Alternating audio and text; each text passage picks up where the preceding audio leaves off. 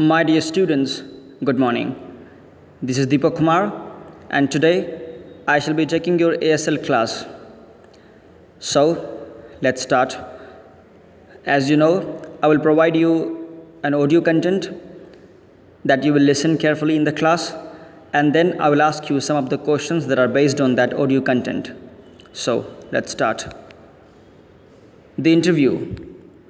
From the introduction to the Penguin Book of Interviews, edited by Christopher Silvester. About the author. Christopher Silvester, 1959, was a student of history at Peterhouse, Cambridge. He was a reporter for Private Eye for 10 years and has written features for Vanity Fair. Following is an excerpt taken from his introduction to the Penguin Book of Interviews, an anthology from 1859 to the present day. I will be giving you the audio content of part first. Since its invention a little over 130 years ago, the interview has become a commonplace of journalism.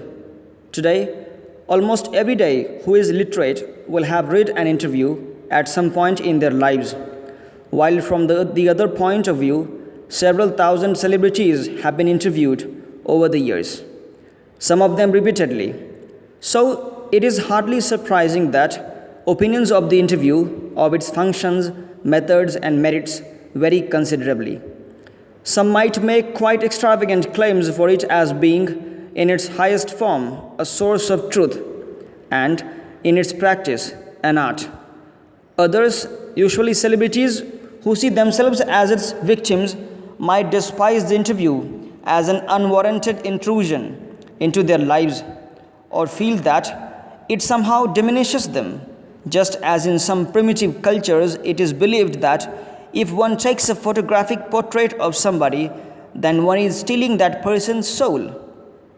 V.S. Naipaul, known as a cosmopolitan writer, in his travel books and in his documentary works, he presents his impressions of the country of his ancestors, that is India. He received the Nobel Prize in Literature in 2001. So, V.S. Naipaul feels that some people are wounded by interviews and lose a part of themselves. Lewis Carroll, the creator of Alice in Wonderland, was said to have had a just horror of the interviewer, and he never consented to be interviewed.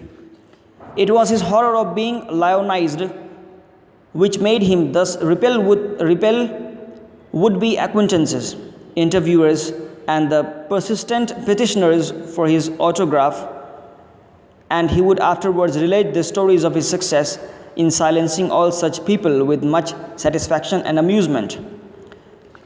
Rudyard Kipling, a prolific writer who was known as the poet of the common soldier, Kipling's Jungle Book, which is a story of Kimball O'Hara and his adventures in the Himalayas, is considered as a children's classic all over the world.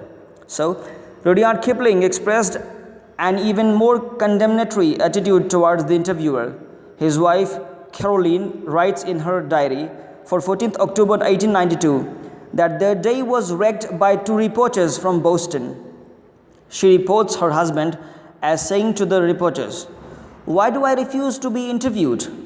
Because it is immoral. It is a crime, just as much of a crime as an offense against my person, as an assault, and just as much merits punishment. It is cowardly and vile. No respectable man would ask it, much less give it." Yet, Kipling had himself perpetrated such an assault on Mark Twain only a few years before. H.G. Wells, who is an English novelist, journalist, sociologist, and historian, he is known for his works of science fiction.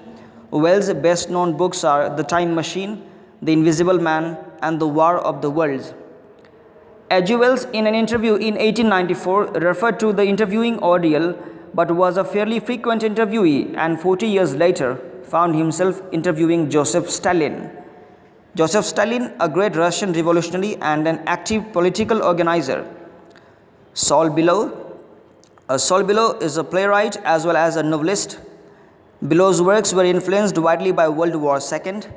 Among his most famous characters are Augie March and Moses. He published short stories translated from Yiddish. He won the Nobel Prize for Literature in 1976. So, Saul Bellow, who has consented to be interviewed on several occasions, nevertheless once described interviews as being like thumbprints on his windpipe. Yet, despite the drawbacks of the interview, it is a supremely serviceable medium of common communication. These days, more than at any other time, our most vivid impressions of our contemporaries are through interviews. Dennis Brian has written, "Almost everything of a moment reaches us through one man asking questions of another. Because of this, the interviewer holds a position of unprecedented power and influence." Thank you.